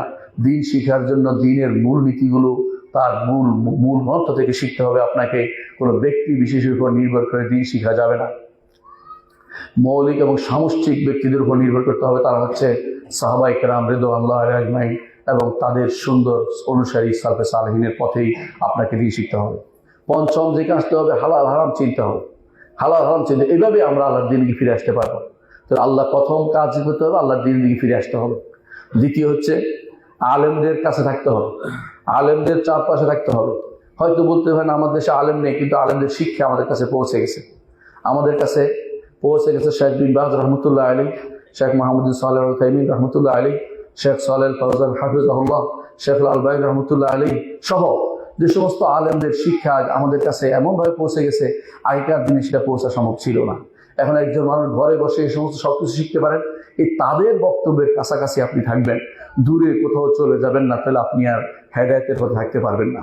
আপনি যদি কোনো ব্যক্তি বিশেষের দলের দিকে চলে যান, দল বিশেষের কথার দিকে চলে যান, যে কোনো সময় আপনি বিভ্রান্তিতে লিপ্ত হবেন, কারণ আপনি কোনো সঠিক পথে থাকছেন না। সঠিক পথের ওলামা রাব্বানিয়িন যারা আছে, যে সমস্ত আলেমরা দ্বীনের সত্যিকারের খাদেম বিবেচিত হয়েছেন, তাদের পথে না চললে আপনি কোনোদিনই সঠিক পথে ফিরে আসতে পারবেন না। এই জন্য যাদের আকীদা শুদ্ধ, যাদের মানহাজ শুদ্ধ, অর্থাৎ যারা ফেরকাবন্দিতে লিপ্ত হয় নাই এবং যারা আকীদার ক্ষেত্রে বিচ্যুত হয় নাই, এমন আলেম আলহামদুলিল্লাহ আল্লাহ তাআলা রেখেছেন। আপনাদের সামনে তাদের শিক্ষা আছে, যে কোনো সময় যে কোনো মানুষের শিক্ষাগুলো গ্রহণ করতে নিতে পারে এবং তাদের সাথে যদি আপনি নিজেকে সম্পৃক্ত করতে পারেন, তাহলে অবশ্যই আপনি দ্বীন প্রতিষ্ঠা করার মাধ্যম পাবেন, খুঁজে পাবেন। 3 নম্বর যে কাজটি করতে হবে তা হচ্ছে আল্লাহর দিকে আহ্বান করতে হবে। নিজে যদি আহ্বান না করেন দ্বীনের দিকে, দাওয়াত যদি না দেন, আল্লাহর দ্বীনের দিকে দাওয়াত দিতে হবে, আল্লাহর পথের দিকে দাওয়াত দিতে হবে। কোনো ব্যক্তি বা সংগঠন বা গোষ্ঠী বা দল এর দিকে দাওয়াত দিবেন না। দয়া করে আল্লাহ তাআলা নিজে দিয়েছেন উদু ইলা সাবিল রাব্বিকা, রবের পথের দিকে। এখন যদি কেউ বলে যে আমারটাও তো রবের পথ, ওইটা তো পরীক্ষার বিষয় রয়েছে, কিন্তু সরাসরি আল্লাহর পথ কোনটা সেটা বলে দিয়েছেন। আল্লাহ তার কোরআনে রাসূলের হাদিসে বলে দিয়েছেন কিসের দিকে আহ্বান জানাতে হবে। উদু ইলা রাব্বিকা, রবের দিকে আহ্বান জানাতে হবে, নবীর দিকে আহ্বান জানাতে হবে, ইসলামের দিকে আহ্বান জানাতে হবে। আগে পিছিয়ে কিছু লাগিয়ে সেটার দিকে আহ্বান জানাবেন না। ইসলামের আগ পিছিয়ে কিছু লাগানোর দরকার নেই। ইসলাম সম্পূর্ণ, আগে পিছিয়ে অমুকটা ইসলাম, অমুকে ইসলাম, তমুকে ইসলাম না লাগিয়ে সরাসরি আল্লাহ তার নবীকে যে দিন দিয়েছেন, ইসলাম দিয়েছেন, সাহাবায়ে কেরাম যে ইসলাম রেখে গেছেন, তাবেঈনরা যে ইসলাম রেখে গেছেন, ইমাম আবু হানিফা, মালিক, শাফি, আহমদ যে ইসলামের খেদমত করে গেছেন, বুখারী, মুসলিম, আবু দাউদ, তিরমিজি, নাসাঈ, ইবনে মাজাহ যে খেদমত করে গেছেন, সেই ইসলামের দিকে আহ্বান জানান। এটা আতিক, ইসলামের আতিক, প্রাচীন ইসলাম, যে ইসলামের ব্যাপারে কোনো কারো দ্বিমত থাকার সুযোগ নেই, সেই ইসলামের দিকে আহ্বান জানাতে হবে। কিভাবে জানাবেন? বিল হিকমাতি ওয়াল মাউইজাতিল হাসানা ওয়াল জিদাল বিল্লাতি আহসান। উত্তম হিকমতের সাথে দাওয়াত দিবেন, উত্তম উপদেশের সাথে দাওয়াত দিবেন, এবং যেটা করলে মানুষের ভিতরে কাফেরদের সাথে উত্তম বিতর্কের মাধ্যমে তাদেরকে দাওয়াত দিবেন। এই যে 3টি উসলুব, এই 3টি উসলুব আপনারা রাখবেন। অবশ্যই হিকমত, তবে হিকমতের নাম দিয়ে ইসলাম বিধ্বংসী কিছু করা যাবে না। হিকমত শব্দের অর্থ হচ্ছে ইসলামের সীমা রেখা ঠিক রেখে আপনি বুদ্ধিমত্তার সাথে কাজটা চালিয়ে যাবেন। ইসলামের সীমা রেখা বাদ দিয়ে বুদ্ধিমত্তা, এটা হচ্ছে শয়তানের কারসাজি, এটা ইবলিসের কারসাজি, এটা করা যাবে না। উত্তম উপদেশ দিবেন, তবে মিথ্যা উপদেশ নয়। আমাদের সমাজে মসজিদে যে সমস্ত মিথ্যা কাহিনীর ছড়াছড়ি, যে সমস্ত মিথ্যা হাদিস প্রচার করে ছড়াছড়ি, এগুলো উত্তম উপদেশ নয়। ওয়াজ নসিহত যখন যায়, এখন এমন সব মিথ্যা কাহিনী বর্ণনা করা হয়, এমন সব তথাকথিত ওলি আল্লাহর কথা বর্ণনা করা যারা ইমানদার ছিল না, ইমানদার নয় এমন ওলি আল্লাহ নাম দিয়ে আলোচনা করা হচ্ছে তাদেরকে। ওদের নিয়ে আলোচনা, ওদের মাউইজাতুল হাসানা নয়। উত্তম ওয়াজ হচ্ছে আল্লাহর বাণী, উত্তম ওয়াজ হচ্ছে রাসূলের বাণী, উত্তম ওয়াজ হচ্ছে সালফে সালেহিনের বাণী, সাহাবায়ে কেরামের বক্তব্য। আল্লাহ কোরআনে বলছেন ইয়াইদুকুম বিহি, আল্লাহ নিজে ওয়াজ করছেন আমাদেরকে, রাসূল ওয়াজ করেছেন, ওয়াজনা রাসূলুল্লাহ সাল্লাল্লাহু আলাইহি ওয়াসাল্লাম, হাদিসে আছে রাসূল ওয়াজ করেছেন। আল্লাহর কথা দিয়ে ওয়াজ করুন, রাসূলের কথা দিয়ে ওয়াজ করুন, এবং ওয়াজ করবেন সালফে সালেহিনের বক্তব্য দিয়ে, কখনো বানোয়ার বক্তব্য দিয়ে, অমুকের বক্তব্য দিয়ে, কথার ভিতর থেকে মারফেজ বের করে তথাকথিত ভিন্ন কোনো ভিন্ন কোনো পথ দেখিয়ে আমাদেরকে ওয়াজের পথে নিয়ে যাবেন না। আর মানুষের ভিতরে ইসলামী জাগরণ তোলে, সমস্ত মানুষের ভিতরে মানুষের যত রকমের সবার ইসলামের সৌন্দর্য তাদের কাছে তুলে ধরুন। ইসলামের কোথায় সৌন্দর্য কিভাবে প্রকাশ পাবে? যখন ঈমান শক্ত হবে। যার ঈমান শক্ত তার মধ্যে সব বারবার বলে আসে না এটা কেন, এটা কেন, এটা কেন বলে না, বলে আল্লাহ তাআলা বলেছেন, আল্লাহ যা বলেছেন তিনি সত্য বলেছেন। ঈমানদার এইভাবে সবকিছু গ্রহণ করে নেয়। আর যার অন্তরে বক্রতা আছে সে সবকিছু প্রশ্ন তোলে, আল্লাহ এটা কেন করলেন, আল্লাহ ওইটা কেন করলেন, আল্লাহ এটা কেন, আল্লাহ প্রশ্নের উত্তর দিতে তিনি প্রশ্ন নিষেধ করেছেন। তিনি বলেছেন লা ইউসআলু আম্মা ইয়াফআলু হুম ইউসআলুন, তিনি কি করবেন এবারে প্রশ্ন করা যাবে না, তোমাদেরকে প্রশ্ন করা হবে। সুতরাং আল্লাহর নির্দেশকে যে ব্যক্তি মেনে নিতে পারেন তার ঈমানে খলল রয়েছে, ঈমানে তার ত্রুটি রয়েছে। আল্লাহ প্রত্যেকটি কাজ আপনাকে বিনা বাক্য বয়ে মেনে নিতে হবে, সামান্যতম প্রশ্ন তোলার অধিকার আপনার নাই। নারীকে কেন অর্ধেক দেওয়া হয়েছে, ভাইয়ের অর্ধেক কেন দিল, বা নারীকে কেন বাইরে কাজ করতে নিষেধ করা হচ্ছে, বা নারীকে কেন জানাজার নামাজ দিতে নিষেধ করা হয়েছে, এগুলি প্রশ্ন তুলবেন না। নারীকে নিষেধ করে জানাজার নামাজ দিতে, আপনারা নারীদেরকে নিয়ে জানাজার নামাজ পড়েন, আপনাদের কোনো ব্যক্তি এটি কথা তোলে না। আমি জানি না ইসলাম কতদূর চলে গেছে, ইসলামের নীতি কোনোদিন কোনো ইমাম বলেন নাই যে নারীদেরকে জানাজার নামাজের জন্য বের হতে হবে, কথা বলেন নাই। নারীরা জানাজার নামাজ শুধু পড়বে শুধুমাত্র মসজিদে কোথাও যেখানে জানাজা সেখানে তারা উপস্থিত থাকে, তারা পড়বে, কিন্তু তাই বলে জানাজার নামাজের জন্য তারা বেরিয়ে পড়বে, এটা কোন ইসলাম আমি জানি না। সেই ইসলাম যদি আপনার আমার প্রতিষ্ঠার চিন্তা চেতনা চলে, আমাদের কথা বলার কিছু নেই। আপনি এখনো পর্যন্ত ইসলামের সৌন্দর্য বুঝতে পারেননি, ইসলামের নীতিকে মেনে নিতে পারেননি, আপনি কিভাবে ইসলাম প্রতিষ্ঠা করবেন আমাদের বুঝে আসে না।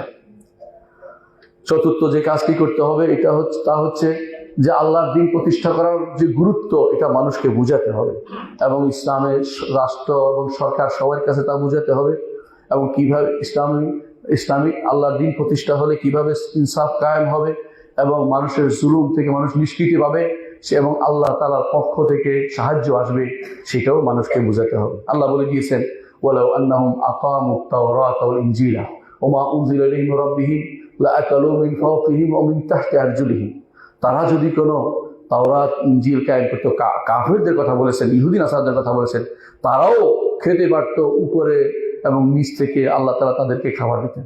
আমাদেরকে আল্লাহ তাআলা সেই সুযোগ দিয়েছেন। যখন মালিক আব্দুল আজিজ রহমতুল্লাহ আলাইহি ইসলাম প্রতিষ্ঠা করেছেন তার দেশে, আল্লাহ তাআলা উপর দিক থেকেও রহমত দিয়েছেন, মাটির নিচ থেকেও তাকে পেট্রোল দিয়েছেন, এবং তার মাধ্যমে তিনি তার দিনকে, তার দেশকে তিনি সুন্দর করে সাজিয়েছেন। মানুষকে আল্লাহর দ্বীন প্রতিষ্ঠা করার যে ভালো দিক আছে, যে সমস্ত দিকগুলো আছে সেগুলো তুলে ধরে তাদেরকে এর প্রতি উৎসাহী করতে হবে। পঞ্চম যে কাজটা করতে হবে তা হচ্ছে মানুষদের বাণীকে, অর্থাৎ তাদেরকে এক আল্লাহর দিকে নিয়ে আসতে হবে, এক রাসূলের দিকে নিয়ে আসতে হবে, সাহাবায়ে কেরামের দিকে নিয়ে আসতে হবে। তাদেরকে ঐক্য করতে হবে, তবে সেই ঐক্য টুপি দাড়ির ঐক্য নয়, সে ঐক্য তথাকথিত এই কাবলামুখী হওয়ার ঐক্য নয়। সে ঐক্য হবে অবশ্যই ঈমান আকীদার ঐক্য, ঈমান এবং শরিয়ার ঐক্য। যে ঐক্যের মাধ্যমে সাহাবায়ে কেরামের ঐক্য হয়েছে, সে ঐক্য আমাদেরকে করতে হবে। এইটা গেলে আমাদের দ্বীন প্রতিষ্ঠিত হবে বলে আমরা বিশ্বাস করি, এবং এর মাধ্যমে পরস্পর একে অপরকে সহযোগী হবে, এবং কেউ পরস্পর মতবিরোধে লিপ্ত হলো তার সীমা লঙ্ঘন করবে না, যে কতটুকু মতবিরোধ করা যাবে আমাদের জানা আছে। আল্লাহর দ্বীনের ব্যাপারে ভিন্ন ভিন্ন যারা ফেরকা হয়ে গেছে তাদের সাথে আপনার ঐক্য করে দ্বীন প্রতিষ্ঠা কোনোদিন হবে না, কারণ তারা আপনার দ্বীনের অনেক কিছুই মানে না। যারা শিয়াদেরকে তারা কোনো বন্ধু মনে করে আছে, তাদের জন্য বলছি, শিয়ারা কি মনে করে, সাহাবায়ে কেরামকে তারা কাফের বলে, নাউজুবিল্লাহ। তারা বলে কোরআন কারীম বিকৃত, এই কোরআন সেই কোরআন না, তারা সবাই বিশ্বাস করে, তারা বই লিখেছে বিশাল বিশাল। তাদের মধ্যে আল্লাহ সম্পর্কে খারাপ আকীদা পোষণ করে আছে, তাদের মধ্যে কবর পূজা ভর্তি। তারা মনে করে, বিশ্বাস করে তাদের ইমামরা সব কিছু করতে পারে, তাদের ইমামরা গায়েব জানে, তাদের ইমামরা সব কিছু করতে পারে। ওদের সাথে আপনার ঐক্য কিভাবে হবে? ওদের মধ্যে আর মুশরিকদের মধ্যে পার্থক্য কোথায়? মুশরিকদের বিরোধিতা করার জন্য দ্বীন প্রতিষ্ঠা করবেন, না মুশরিকদের নিয়ে তাদের সাথে চলাফেরা করে কোনো রকমের দ্বীনের একটা ফ্লেভার দিবেন? এটা ইসলাম কোনোদিন মেনে নিতে পারে না। আশা করি বুঝছেন যে কিভাবে আমাদেরকে এই বড় বিপদের থেকে উদ্ধার হতে হলে, বর্তমান অবস্থা উদ্ধার হতে হলে আমাদেরকে অবশ্যই ঐক্য করতে হবে। সে ঐক্য অবশ্যই আমাদের নিজেদের যারা বিশুদ্ধ আকীদা ও মানহাজ তাদের মধ্যে ঐক্যটা সাধন করতে হবে, এবং যারা ভিন্ন পথে তাদেরকে এই দিকে আহ্বান জানাতে হবে। অন্য কোনো দল মত সংগঠন মত কোনো কিছুর দিকে আহ্বান জানানো যাবে না। ষষ্ঠ যে কাজটি করতে হবে যে একান্ত আল্লাহর কাছে সাহায্য চাইতে হবে, আল্লাহর কাছে দোয়া করতে হবে আল্লাহর কাছে।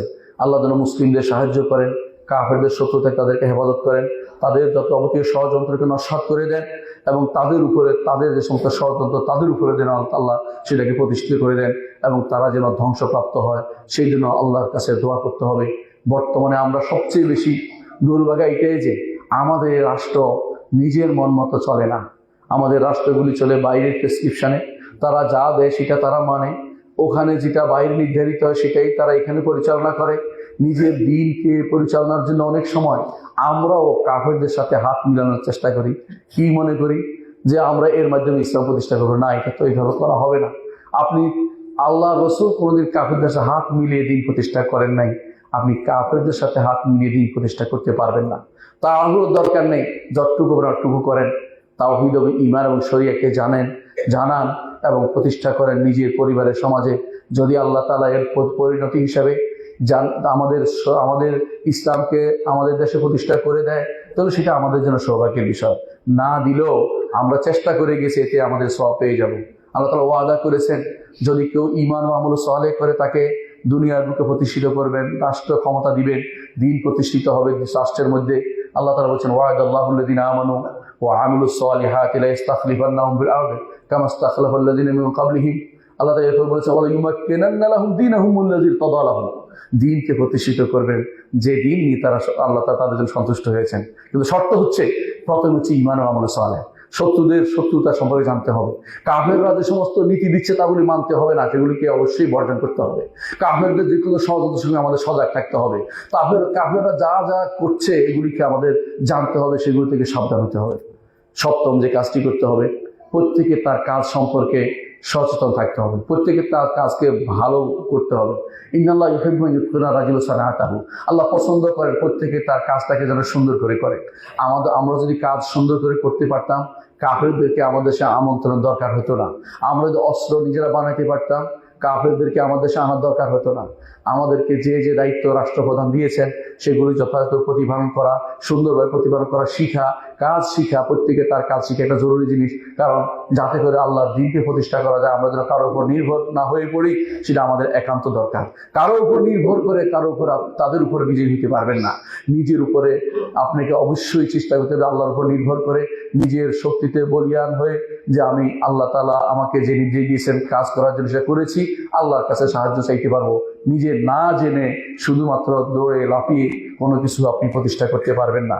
মনে রাখবেন, প্রত্যেকেই আমরা যে যে স্থানে আছি সেখানে আমরা এক একজন পাহারাদার দিনের, সেখানে আমি দিনের একজন পাহারাদারের কাজ করব।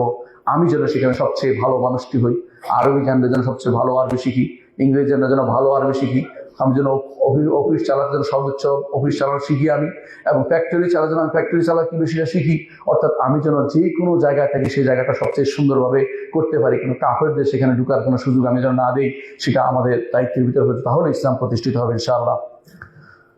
অষ্টম যে কাজটি করতে হবে সেটা হচ্ছে নসিহত করতে হবে একে অপরকে, যে আমরা একে অপরের জন্য দিনের জন্য আমরা একটা ত্যাগ স্বীকার করব, দিনের জন্য আমরা লম্বা সময় আমরা সবর করব, দিনের জন্য যদি আমরা আল্লাহর পথে আমরা সময় দিই আল্লাহ আমাদের সাহায্য করবেন। আল্লাহ তাআলা বলছেন, ইন তানসুরুল্লাহ ইয়ানসুরকুম। যদি তোমরা আল্লাহকে সাহায্য করো, আল্লাহ তোমাদেরকে সাহায্য করবেন। আল্লাহকে সাহায্য করার অর্থ হচ্ছে আল্লাহর দ্বীনের সাহায্যে যদি লেগে থাকি, আল্লাহ আমাদের সাহায্য করবেন। নবম যে কাজটি করতে হবে তা হচ্ছে শিক্ষা ব্যবস্থাকে অবশ্যই সংশোধন করতে হবে। আমাদের শিক্ষা ব্যবস্থা আমাদেরকে দিন প্রতিষ্ঠার দিকে নিয়ে যাচ্ছে না। আমাদের শিক্ষা ব্যবস্থায় যারাই যাবেন তাদের উচিত সবার আগে শিক্ষা ব্যবস্থা পরিবর্তন করা। এমন কোনো শিক্ষা থাকতে পারবে না যেটা দিন বিরোধী, এমন কোনো শিক্ষা থাকতে পারবে না যেখানে দিনের কোনো আলো দেয়া হয় না। আমাদের সমাজ এমন হয়ে গেছে, একটা লোক হয়তো অনেকে আছে পিএইচডি পর্যন্ত করেছে, সালাত জানে না, আল্লাহ সম্পর্কে জানে না, দিন সম্পর্কে জানে না, দিন মানতে হবে বুঝে না। এরা এমন একটা শ্রেণী তৈরি হয়েছে, হারাম হালালের তোয়াক্কা করে না। এদের দ্বারা আপনি কিভাবে ইসলাম প্রতিষ্ঠা করবেন? এদের দ্বারা কিভাবে ইসলাম প্রতিষ্ঠিত হবে? এই জন্য নবম যে কাজটি হবে, প্রথমে শিক্ষা ব্যবস্থার পরিবর্তন দরকার।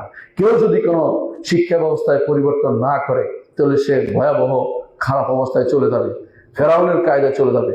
ফেরাউন মানুষদেরকে শিক্ষা দিত, ফেরাউন নিজেকে রব হিসেবে বলতো, এটা শিক্ষা দিত। সে বলতো মা উরিকু বিল্লা মা আরা ও মা হাদিকু বিল্লা সাবিলা রাশাদ, আমি যা দেখাচ্ছি তাই তোমাদেরকে দেখতে হবে, আমি তোমাদেরকে সঠিক পথ দেখাচ্ছি, সুতরাং আমার পথে চলতে হবে। সেই যারাই আমাদের দেশে সব বিভিন্ন দেশে ক্ষমতায় আসে, মুসলিম দেশে, তারা যেহেতু দিন বুঝে না, অনেকেই দিন বুঝে না, দিনের কথা তাদের আবেগ আছে, বুঝে না, কিন্তু তারা মনে করে যেভাবে তারা চলছে সেটাই দিন। সেটা তো দিন নয়, দিনকে শিখতে হবে গোড়া থেকে। এই জন্য শিক্ষা ব্যবস্থা পরিবর্তন অবশ্যই প্রয়োজন রয়েছে। 10 নম্বর এবং শেষ কথা হচ্ছে এটা, আমাদের শত্রুরা বিভিন্নভাবে বাইরে থেকে ভিতর থেকে যা আমাদেরকে নষ্ট করে দিয়েছে, সেটাকে আমাদের আবার মেরামত করতে হবে। আমাদের মধ্যে আকীদার ঐক্য তৈরি করতে হবে, আমাদের মধ্যে ইবাদতের মৌলিক জায়গাতে ঐক্য তৈরি করতে হবে, আমাদের মধ্যে যে সমস্ত ইসলামিক নিদর্শনগুলো আছে সেগুলিতে পরস্পরের মধ্যে যে সমস্ত মতভেদগুলি আমাদের মধ্যে কুড়ে কুড়ে খাচ্ছে, ইসলামকে ভাগ করে ফেলেছে।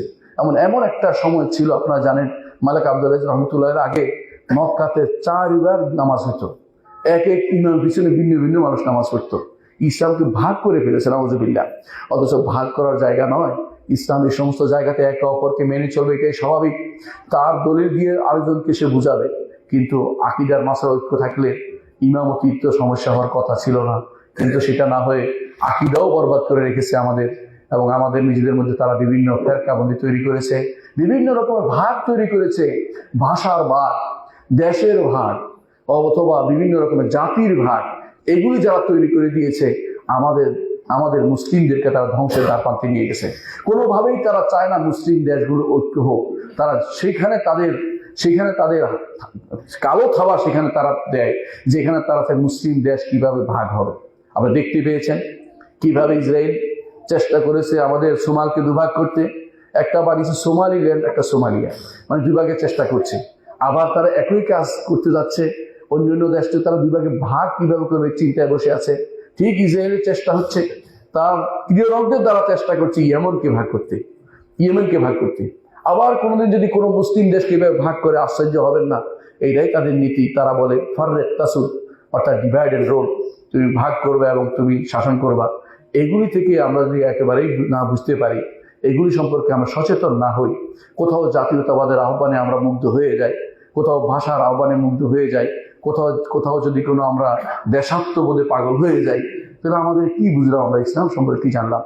ইসলাম তো এমন, যেখানে বেলাল হাবশি একসাথ হয়েছেন মুহাম্মদুর রাসূলুল্লাহ সাল্লাল্লাহু আলাইহি ওয়াসাল্লামের সাথে, সালমান ফারসি একসাথ হয়েছেন সোহাইব আর-রুমির সাথে, অর্থাৎ যেখানে ভাষা, গোত্রের, বর্ণের কোনো পার্থক্য সেখানে কোনোদিন ছিল না। সেখানে ছিল এক আল্লাহর ইবাদত, এক নবীর কথা শোনা, এক ইসলামকে মেনে চলা। এই 3 জায়গায় যদি এক করতে পারি, ইনশাআল্লাহ আল্লাহ আমাদেরকে দ্বীন প্রতিষ্ঠা করার তৌফিক দিবেন। সুতরাং আমরা এই পথে অগ্রসর হই, ভিন্ন মত ও পথ দিয়ে চেষ্টা না করি, চোরাগলি দিয়ে ইসলাম প্রতিষ্ঠার চেষ্টা না করি।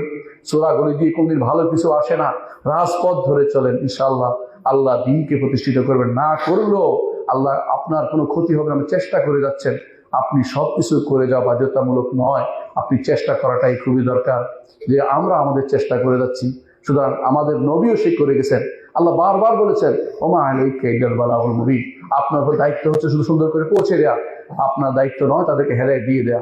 আমার চেষ্টা আমি করে যাব, প্রত্যেকে যদি আমরা চেষ্টা করে যাই, ইনশাআল্লাহ আল্লাহ তাআলা তার দ্বীনকে প্রতিষ্ঠা করবেন। সম্মানিত মুসল্লিয়ান কিরাম, আমি আমার বক্তব্য দিয়েছি। আকুলু কাউলি ওয়া আস্তাগফিরুল্লাহ লি ওয়া লাকুম লিসাইরিল মুসলিমিন।